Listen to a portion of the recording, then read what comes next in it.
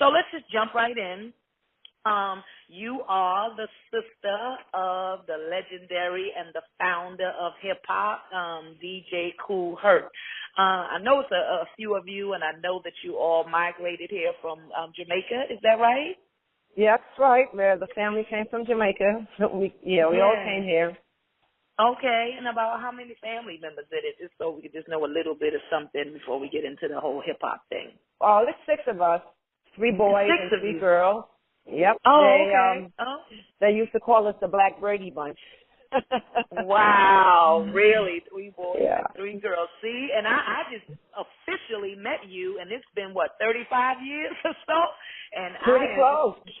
Yeah, and I just officially met you, so I'm just really just honored and just really blessed to have, and just start a new relationship with the first family of hip-hop. How about that? And to meet your mom, that was such a pleasure. It just really just blessed me on last night. So let's just get further into now to talk a little bit about hip-hop. Now, I know that there was a party in the recreation room on Cedric Avenue, and basically that's how the whole thing started. But I'm going to give you an opportunity for you to just share with us how did that start and what role did you play? Just tell me about it. Well, actually Herc was playing music already. He pretty much had all the equipment because my dad, he's a musically inclined person. That's where we really got a musical experience from, and all the sound system was in Herc's room. And we would always sneak in there and get on it sometimes. But we had the recreation room in the building, 1520 Cedric Avenue, which we just got a bill signed into for it to be codenamed Hip Hop Boulevard by Mayor de Blasio, which is great. So the recreation room was a room that you could rent. It was for $25, and you would give maybe like a christening or a wedding party or a birthday party. The room was there for usage. So it wasn't a project. It was a housing building. So the room wasn't a community center like the projects have. This was called a recreation room. You had 2 bathrooms in there. You had a kitchen, and there was an extra room, and the area where everything would be kept. So my thing was I had a job for the summer. I saved my money, and I wanted to raise some money to get some back-to-school clothes to go down to Delancey Street, as everybody used to do. And you want to go back with, clothes that's pretty different. Plus, there was a lot, 6 in our family, so when we went shopping, the first place we would go was to the sales rack. With 6 kids, I'm sure. And, you're going to get things that when you go back to school, other people are going to have it too. So, so let me just pause right there. How old were you? I was a teenager, Debbie. We were all teenagers. What school did you go to in the Bronx? Excuse me? What high school did you go to? Were you in high school at the time?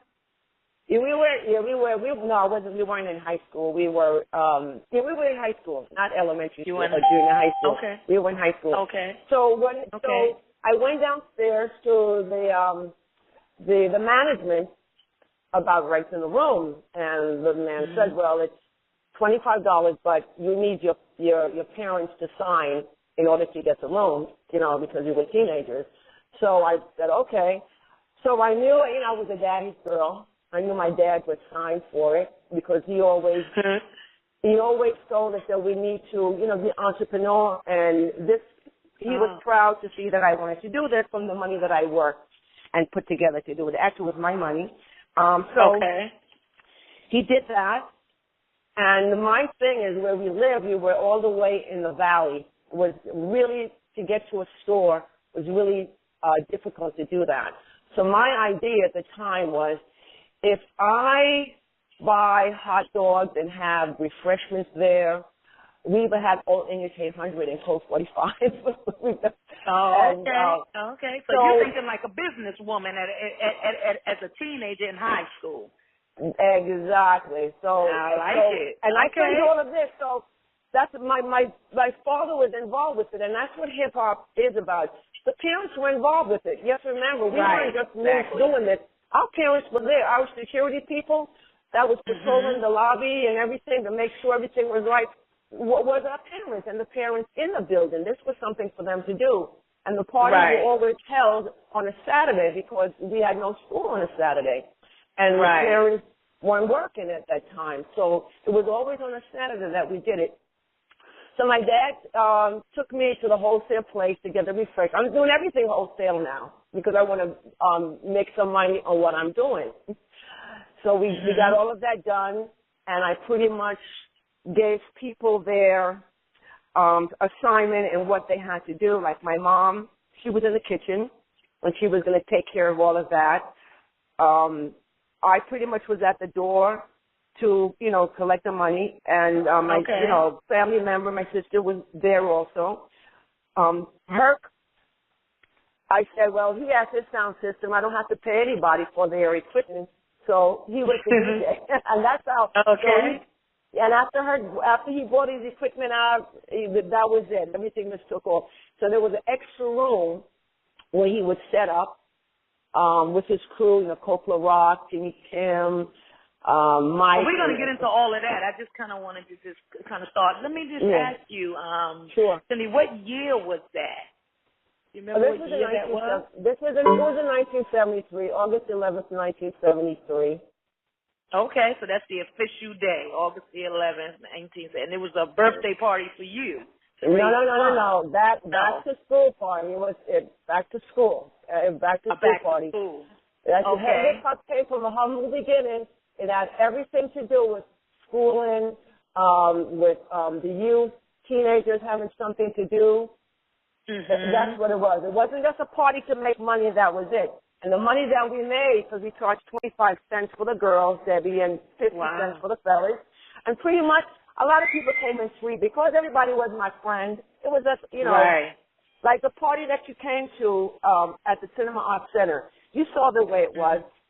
Everybody somehow in there knew everybody. You came off from the wave and other people came. So it was a party. Yeah, just a neighborhood party and everything, And I want to concentrate also on you being a woman since we're looking at Women's History Month. So, I'm really going to be pushing your role in regard to that. I like the fact that you said, you were at the door collecting the money. And, as a teenager, if you're in high school, you're about 16. So you had a spirit of entrepreneurship or, just a spirit of a treasurer or, you know what I'm saying? Like some of us big Girl Scouts where we collected money, but you were already, ahead of the game. Like, okay, I'm going to make sure I get this money from everybody that's coming through the door. So, I like the fact that you were strategizing, trying to figure out, how can you raise the money for back to school. That's, and then we shared that. We gave, I said, let's have a dance contest. So, and you pick your partner, and you go home, and we gave $25. And the money came from the door, or if not, it was money that I had saved up from working that I would give towards the party. And so pretty much I was a promoter.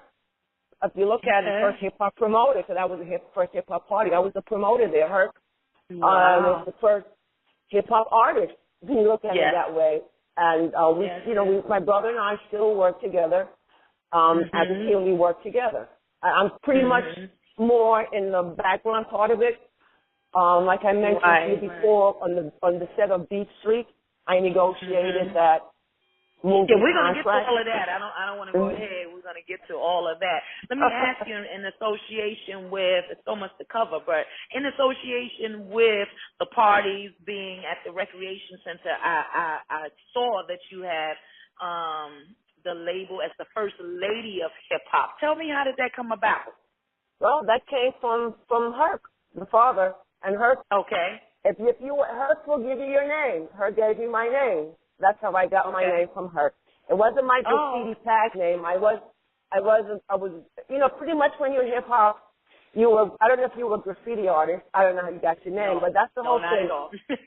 Yeah, I was a graffiti. Well, I was a B-girl, a breakdancer. Okay.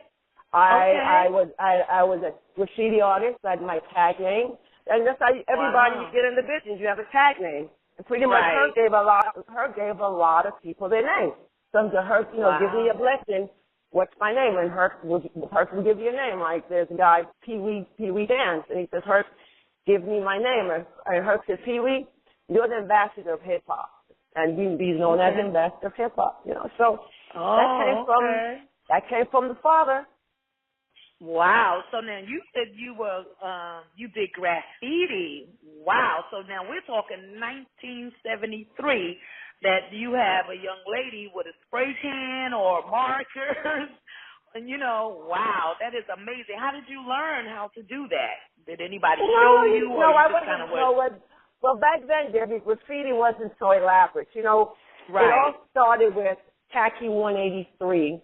Going back, and everybody, he's like the god for graffiti. I never got a chance to meet him. He was an Italian guy. He just used to have a marker, and he would write Tacky 183. And what you would do is you would put the street that you lived on, so people would know who you are. That's what 183. I think you lived 183rd in the Grand Concourse.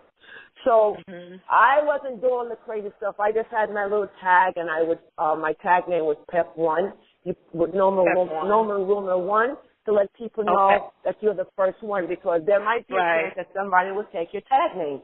So they would say Pep2 or whatever. But after a while, I had to stop that because my dad was a disciplinarian, and I couldn't get caught in trouble saying that I was tagging names and things like that. Wow. I had to stop that after a while. Wow. Now, were you ever DJing, or did you get on the mic, anything like that? We have different elements. I didn't do that. It wasn't really a need for me to do that. I didn't think it was. You just gravitate to what you what your passion is or your love is. And I do know how to DJ. Herc say you know how to do this. Get on the set. I know I know how to do. Okay. I have no clue at all how to do that. I was always just on the mic. So that's really interesting. Wow. It's interesting to know that his sister, was one of the first to actually be a graffiti artist, even in its, its incubation stage as one of the elements of hip hop. Let's move a little bit into B Street. You were talking the other day, and, our listeners, of course, wasn't there, so we have to just flow as if they don't know. But I was blessed to be a part of B Street, which was produced by Harry Belafonte. I appeared in that movie in 1984, along with the Us Girls. And I'm just honored. As a matter of fact, on yesterday, Harry Belafonte celebrated his 89th birthday. Can you believe that? I know. I was talking with his wife, amazing, former wife, Julie Belafonte. She was on the set of Beat Street also. Hello? Yes. Wow. So I was, talking with her too about Harry's birthday. So yeah. That's amazing. So you were sharing that when we were filming during that time, that you were instrumental in doing some things during the filming of Beach Street in the South Bronx. Share with our listeners some of the things that you shared with me, how you maneuvered as a woman. Now, this is 1984, so women wasn't, we didn't have the feminist movement, and women wasn't coming out doing as much as they are now. And so this is what really pulled me into, I need to get her on, because to be able to do some of the things that you did in 1984 in a man's world is amazing. So, Cindy, share some of the things that, how you got involved in the movie and some of the moves that you made. I got involved with it because Harry wanted her to be in it, because when he talked to people, her name kept popping up. So Harry said, Mr. Belafonte, I should say, we need to get that guy in here. That's who we need to talk to. So they got in touch with us and met with Harry and talked everything over. Then he gave me the script to look it over. I looked over the script, and we were supposed to meet with him again, which we did. When I read the script, the character that they wanted her to play was a DJ who was very sullen and got his hands busted up in the windowsill, and he couldn't play anymore. And the young guy had to take his spot in doing it because he was like the number one hot DJ. So when I met with Mr. Belafonte, David Ticker, who's a co-director, and he's the co-producer for Midnight Cowboy, and also Stan Layton. Right. And I said to them, you know, we want to be a part of it, definitely, but the part that you want her to play is a very negative character, and it needs to be changed because her is a person that's always helping, and that's a positive role. So Mr. Belafonte looked at me and he said, it was very good, we talked and everything, and he agreed to change it. He was very open to that. But he gave me some very good information. He said to me, Cindy, are you an attorney? And I said, no, Mr. Belafonte, I'm not. He said, well, in a nice way, he said, you're dealing with Hollywood right now, so I suggest that you go out and get an attorney. And that's what we did. We got an attorney. Okay, stop right there. So the legendary actor and activist, Mr. Harry Belafonte, asked you, were you an attorney? And you said no. And he said, you're dealing with Hollywood. You need to get an attorney. Now, anybody that's listening to this now or 100 years from now, you need to hear that, because that's wisdom right there. You are dealing with Hollywood, and that's so powerful, Cindy, and our listeners, because so many times people want to get in the industry and they want to go to Hollywood and they want to become big stars, but they don't have any information. They have the talent, but they don't have the business sense. And I think, again, you know, at a young age, him sharing that and you all acting upon it is phenomenal. You said after he shared it with you, you need to go get an attorney. You got an attorney. So that things can work out. And I was sharing with you how I worked in a law firm when we did Beach Street. And my boss said to me, you can't be in that movie until I look over a contract. Well, of course, I'm 21 years old. I just want to be in a movie. I don't care if they don't give us anything. But looking back at it 35 years later, I am grateful that worked out, and I was placed strategically in that law firm so that can work out in eons to come. So again, I just want to reiterate, yes, he absolutely is, and I just want to say to anybody listening again, if you want to enter the movie industry, the entertainment industry, be in movies and films and all of that, you need to do your due diligence and start looking for an attorney, asking questions, reading books, Googling, and all that kind of stuff. So thank you for that piece right there. Now, carry on. I just wanted to push that just a little bit. Please. And so, no, everything worked out, and I got a lot of advice.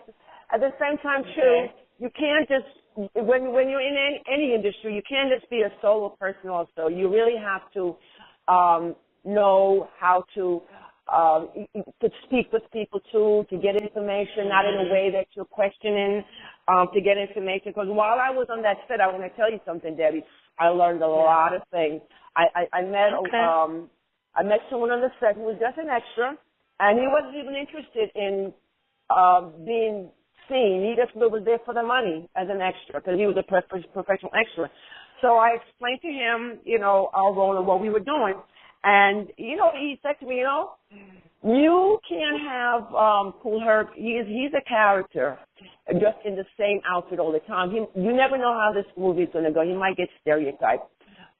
You need to go to wardrobe, and there's a budget for wardrobe. We didn't even know all of this. Yes, wow. There is a budget for wardrobe to go. Yes. So that's what we did. We got our budget for wardrobe, and we were able to go shopping and to get. Wow. So it was a lot of things that we learned on the set, and became friends with some people there. So it was a wonderful time, great experience, and it was one of the first Hollywood movies that did really good justice for hip hop. Yeah, again, I'm just blessed to be able to be in it. I mean, the movie is still going strong and, plays all over the world. How do I know? Because I get a check. I know sometimes there's a check for maybe $2 and something. Sometimes there's a big check. But sometimes listen, as long as I get it, as long as my name is attached to it, one day it may be 2,000. Who can say? Exactly. Never know. And today, what's old is new. Exactly. Just like when I saw you when you walked in and you had on that Beach Street jacket, I said, wow. And you said, Cindy, this is the original jacket. I still got and it's the original jacket, exactly. 31 years I've had that jacket. People always try to get me to sell it. I'm like, no, this will be passed on to my grandchildren. No, this will stay in the family. This is an heirloom. Exactly. So that's really good. Let's move on a little bit. Thank you so much for that information. Let's move on a little bit into the renaming. 1520 Cedric Avenue, again, in that recreation room is where hip-hop was birthed. How did the name come about? Were you all using that name at the time? I know I've heard some stories and things like that, but, you know, what did y'all call it? Y'all just was calling it having parties or what? What do you mean for the name Hip Hop Boulevard or the hip hop? No, just the term hip hop. You all wasn't using hip hop. that title. We weren't using that hip hop. Pretty much, you know, my brother, from hearing him do interviews, he said that kind of term you kind of leave it up to, I think, Love Buck Starsky or somebody else, or people used to say, you know, you all go to that little hippity hop stuff or whatever. I really don't know how or who is responsible for that, Debbie, and I really don't want to give you misinformation. That's fine. But I really, but you know, we need to do a little research into it because somehow the name came up, you know, hip hop. That's fine. So then it was just like we were just going to parties. Did you all use the term like when he came outside? Did y'all use the term jams? Did y'all use that term? I know by the time I came along, that's the term I heard. He was using the word jam. We was using that word jam. Yeah, we can jam, you know. So just last month, as you said, Mayor de Blasio, who's the mayor of New York, had begun to rename some streets and some highways. So it was a very historical day, one day last week or 2 weeks ago. And so one of those streets was a portion of 1520 Cedric Avenue. Is it Avenue? Yes. Where the first hip-hop party was held. So tell me about that moment. Where did that take place? Was that at the building, at the courthouse? What was it like for you? What was going through your mind? Because now we're, 43 years? It took place at City Hall. It took place at City Hall with Mayor de Blasio. And they do this, and they named codenamed streets in the Bronx, in all the boroughs, Bronx, Brooklyn, Queens, Staten Island, everything was named. Anthony Mason, you know, they had a street name, and he's from Queens, Anthony Mason Way, that was one of them, and other police officers who passed away, streets were named after them. So it was a very enlightening moment. I'm thankful for the moment, you know, that, you know, we were able to be there to make it happen and to meet the mayor, and the mayor was very pleased about it. He was very honored to be doing something like this, you know. So he's a hip hop mayor, just like Obama is a hip hop president. Michelle Obama, they're all hip hop. I hear Michelle rapping. Yeah, well, you know, they kind of all grew up on it. You know, anybody that's a baby boomer basically kind of grew up. Exactly. You know, hearing hip hop in the late 70s, early 80s, and all of that. So it definitely makes sense. So, you know, in that moment, you know, and he says, you know, I mean, did your mind go back 43 years, like, wow, you know, who would have ever thought, you know, that party in that recreation room would change the course of history. And now here we have this street that people will, you know, basically forever, you know, look at that street like this is where it all started. Were you thinking that at the moment when he was signing that and they were talking? What was going through your mind? You know, it always goes through my mind what we did. We didn't know what we were doing at the time, but that's how history is. When you're doing history, you don't know you're doing it. Right now, we're living through history. We don't know it, but we are. Right. So it was an exciting moment. Was your mom there? Was your mom there? My mom wasn't able to be there. It was really early in the morning. When it happened, so a lot of people weren't there, but we were there to represent, to make it happen. It's a great moment, and Right. Actually, the actual naming and the dedication, that's going to take place in August. Okay. It's going to Okay. take place Dedication. in Okay. August. Yeah. In Okay. front of the So building. and whoever wants to come there will be able to do that. Great. Yep. Yep. That's Oh, true. okay. So we're looking forward to that. I'm sure we'll all be descending at 1520 Cedric Avenue. People will be like, whoa, all of these people. So, that's good to know. People can know it and share it and say, listen, in Of August, course. that's when it's open to the public. Everybody can come and, and it's set in stone. It's definitely I set don't in know. I don't stone. know the exact date. Right, To right. say something, but I know it's going to take place in August. Okay. So that's good. So I'm just proud. Literally when I read it online, as a matter of fact, I think I heard about it in the car on 1010 or something, and I came home and called Who Hurt. I said, you know what? I'm not going to text them. That's something you need to make a phone call. And I said to him, I'm just so glad that you are alive to see that. A lot of times when things like that happen, is the person has passed on. But to be above ground and to be able to, be in that moment, and your mom still being here and all of the people that were there the first time, that's just amazing. And definitely God is good to be able to honor your family like that. Thank So you. we're definitely Thank you. looking forward to, you're welcome. And we're looking forward to what's going to happen in August. Let me ask you, in a few minutes we'll just open up for anybody that has a Q&A. But, from the time hip-hop started and the parties and everything, and looking at it now, 43 years later, what do you think about hip-hop? Oh, I love hip-hop. It saved a lot of people's lives. They've been trying to put a negative stigma on it, but it just doesn't stick. It's just like what's going on with Donald Trump. No matter what they try to do with Donald Trump, it's just not sticking. So it's really good. It's giving people a profession in many ways. Okay. In many ways. I'm just so thankful for that. It's a blessing to be able to know that I am a part of it. And hip-hop is not going anywhere in this country. There's more music that came out of the United States. You have country music, you have jazz with Louis Armstrong, you have rock and roll. They have Elvis Presley, but it's also Chuck Berry with rock and roll. And then you have hip-hop, Cool Herc, for hip-hop. So right. It's really great, and everybody is sharing from it, and that's what hip-hop is. And hip-hop is about sharing. It's about youth. It's about the kids. Right. As we say, peace, love, unity, and having fun. There you go. And I can definitely attest to the fact that in the early days, in the grassroots of hip hop, we had fun. We enjoyed going to the parties and going to the jams and hooking up with our friends, hearing the music blocks away.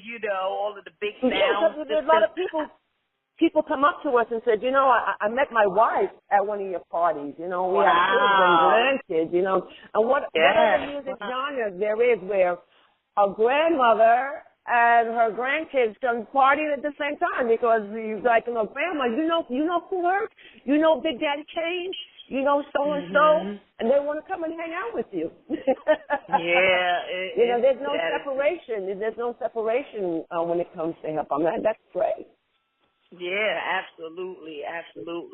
And, unfortunately now, as you said, you do have some negative stereotypes when you look at the videos and, you see some of the violence or, the misogyny that goes on. The truth of the matter is, again, when we were coming along in the beginning, it wasn't tainted like that. We really just came out to have a good time. I mean, you said that it cost 25 cents for a girl to get into a party and 50 cents for the fellas. Now, you're not going to go to any party today where they're going to charge you 25 cents to get in, and then the guy is only 50 cents. I mean, my God, for a whole $1, you and your girl is inside the party having a good time. Exactly. So, and let me go back to that party because I've read And what is that? Coke Rock was on the mic. Is that right? He's the first MC? He's the first MC. Coke Rock, Yes. first MC. Yes, so we definitely want to give him props for being the first MC. I know I'm one of the ones who was the first girls that came along and made a strong impact a few years later, but we certainly applaud, you know, his efforts. And I tell people all the time, you know, what is happening today, people are standing on our shoulders. You know, and they, you know, they're standing on our shoulders because we gave them a very firm foundation. That's why they can stand on our shoulders. They can stand on yours. You are a very positive person. Even you are hip hop, but you took the time out to do other things with your life, which is good. Hip hop is always going to be there for you, but at the same time too, get your education, get some knowledge. Good. That's like gonna help you out at the same time. Because you know you can't just rely on that. You got to rely on something else. Hip hop is going to be there. You know? Right. You know, Debbie D, us girl, is going to be there. Right. But in the meantime, And you're doing things. You're doing things at the same time. Yeah. And I think a lot of people are, you know, sort of kind of finding that out, that, you know what, I need to go on and get a real job. You know, I certainly didn't think in my 20s that it would support me. So I went on and went to college, you know, and then, became a Christian. And then I went to Bible school and went on and became a preacher and those different things like that. But, you know, if it's not going to afford you a career, you definitely need to go get some education. So thank you for sharing that. Because people certainly need to know that. And it's good to know that it would always be there. You know, you can always, you know, write, or you can always, you know, at a function for your family. I tell people all the time, it's amazing how when I preach, you know, some of my skills have fallen over into, you know, me being a preacher. And it's just amazing of the things that you learn. To, you know, like today they go in the studio and things like, we didn't have studios. You had to learn it in your house. You know, you had to practice every day, all day for those rhymes. And so it's just so amazing to see how far we have come and what we're doing today. As you and I were together Friday, you know, people doing documentaries. And I'm hoping that, you know, your brother does, you know, Kool Herc does a documentary, and, you know, the family. It'd be good to see you all on screen and as the first family of hip hop. So we're hoping that would happen. Who can say, you know, what direction things will go in? But I certainly appreciate you being on. We got about